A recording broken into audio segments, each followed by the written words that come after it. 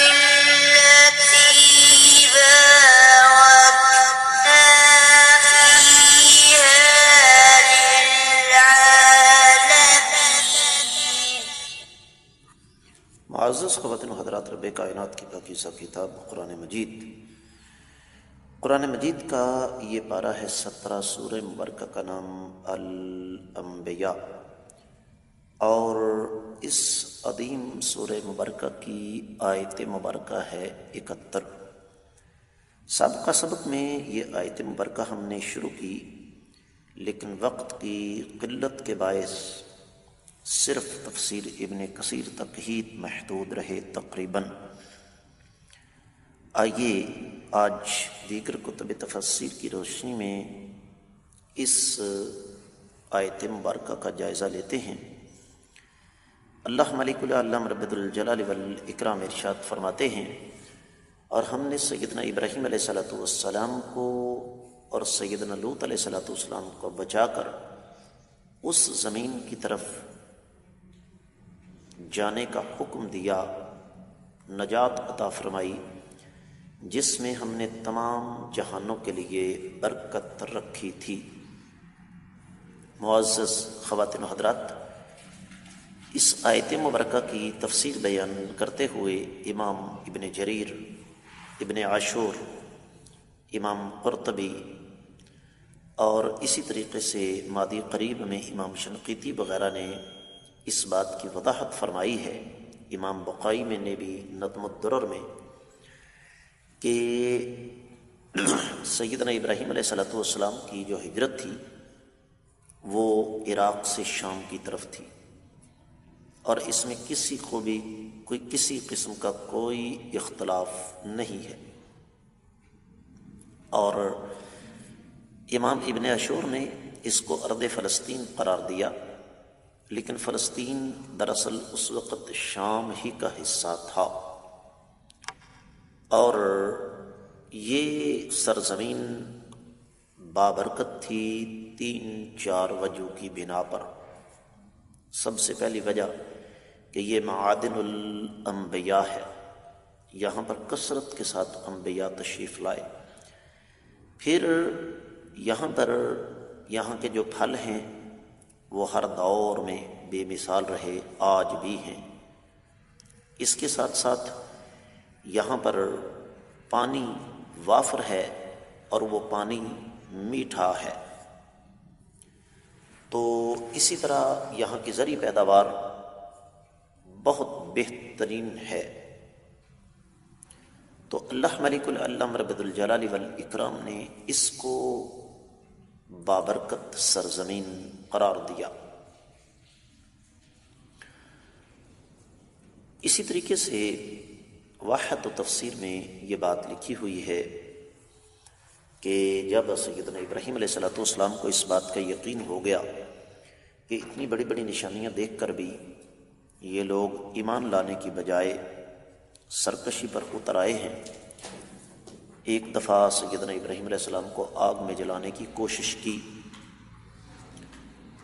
تو ظاہر بات ہے وہ کوشش دوبارہ بھی ہو سکتی تھی، تو اللہ نے حکم دیا کہ ان ظالموں پر حجت پوری ہو چکی ہے، آپ یہاں سے نکل جائیں، دار الشرک سے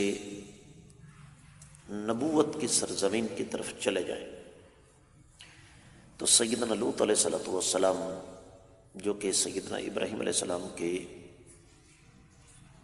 بھائی کے بیٹے یعنی بھتیجے تھے، ان کو لے کر سیدنا ابراہیم علیہ السلام نکلے۔ مفسرین کرام یہ لکھتے ہیں کہ یہ انسانی تاریخ میں دین کی خاطر پہلی ہجرت تھی۔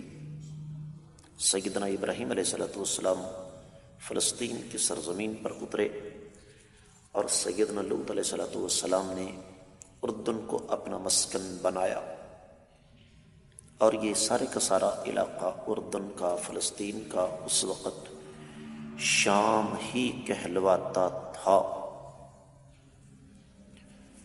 امام ابن عطیہ کے حوالے سے تفسیر کی کتابوں میں لکھا ہے کہ سیدنا ابراہیم علیہ السلام نے سیدنا لوط علیہ السلام کے ساتھ جس سرزمین سے ہجرت کی اس کا نام کوثی تھا، کوثی، اور یہ دونوں ہستیاں پھر مصر کے پاس سے گزریں، لیکن یہ مصر ان کے راستے میں پڑتا نہیں تھا، انہوں نے راستہ تبدیل کیا۔ کس لیے؟ کہ جو ظالم سیدنا ابراہیم علیہ السلام کو آگ میں جلانے کی سازش کر چکے ہیں، کوشش کر چکے ہیں، تو یقینی طور پر وہ مزید بھی کچھ کر سکتے ہیں۔ اور اس حوالے سے پھر کتب تفسیر میں ایک اور بڑی اہم اور بڑی دلچسپ بات لکھی ہوئی ہے، اور وہ یہ کہ سیدنا ابراہیم علیہ السلام تو فلسطین کی سرزمین پر تشریف لائے، اور لوط علیہ السلام اس سرزمین پر اترے جس کو مؤتفقہ کہا جاتا ہے۔ امام ابن عطیہ نے اپنی تفسیر میں اس بات کا جزم کیا ہے۔ اور سیدنا ابراہیم علیہ السلام کے ساتھ ان کی اہلیہ سارہ تھیں جو کہ ان کی چچا زاد تھیں، اور راستے میں پھر ان کی ملاقات ایک ظالم بادشاہ سے ہوئی، مصر کا بادشاہ تھا، اس کی داستان پیچھے گزر چکی ہے۔ تو اللہ تعالیٰ نے پھر سیدنا ابراہیم علیہ السلام کو اس وطن سے بہتر وطن عطا فرمایا، اور اس کی بنیادی وجہ یہ ہے کہ سیدنا ابراہیم علیہ السلام اللہ ملک العلم رب ذی الجلال والاکرام کی اطاعت کی چلتی پھرتی تصویر تھے۔ معزز خواتین حضرات، سیدنا ابراہیم علیہ السلام کے جس بھائی کے لخت جگر سیدنا لوط علیہ السلام سیدنا ابراہیم علیہ السلام کے ساتھ تھے، اہل علم یہ کہتے ہیں کہ ان کا نام ہاران تھا، اور ایک ان کا تیسرا بھائی بھی تھا جس کا نام ناخور تھا، اور یہ تینوں آزر کی اولاد تھے۔ ہاران سب سے بڑا تھا، اور ایک ہاران سیدنا ابراہیم علیہ السلام کا چچا بھی تھا، اور سیدہ سارہ غالباً اسی ہاران کی بیٹی تھی۔ پھر اسی بات کو ایک اور انداز سے اہل علم نے لیا، خاص طور پر تفسیر روح البیان میں، کہ یہ تین افراد اس بستی سے نکلے جس کا نام پیچھے میں ذکر کر چکا ہوں، عراق کی بستی تھی، اور یہ نکلے صرف اور صرف اپنے دین کو بچانے کے لیے۔ اور ساتھ ساتھ اپنے اللہ کی عبادت میں یکسوئی کے لیے، یہاں تک کہ انہوں نے حروان نامی ایک بستی میں پڑاؤ کیا، پھر وہاں سے نکلے مصر کی طرف گئے، اور مصر سے پھر گھما کے یہ فلسطین کی طرف تشریف لائے۔ سیدنا لوط علیہ الصلوۃ والسلام کو مؤتفقہ نامی بستی میں چھوڑا، اور اللہ تعالیٰ نے پھر وہاں پر سیدنا لوط علیہ السلام کو نبوت عطا فرمائی۔ اب رہا یہ مسئلہ کہ یہ لمبی چوڑی تفصیلات ہمارے سامنے بیان کیوں ہو رہی ہیں، ان سے پتہ یہ چلتا ہے کہ ہجرت کا اصل مقصد یہ نہیں ہوتا کہ پاکستان کی طرح ایک ملک لیا، اس ملک میں آ کر لا قانونیت، چور بازاری، بدعنوانی اور لادینیت کا دورہ۔ ہجرت کا مقصد اپنے دین کی حفاظت اور اپنے دین کو بچانا ہوتا ہے۔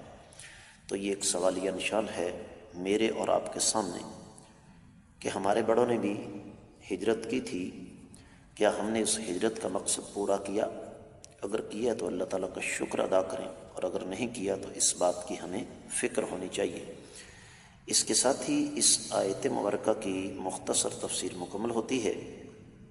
حسب معمول آپ لوگوں سے امید کی جاتی ہے کہ آپ انشاءاللہ ان اسباق کو صدقہ جاریہ سمجھ کر زیادہ سے زیادہ آگے شیئر کریں گے۔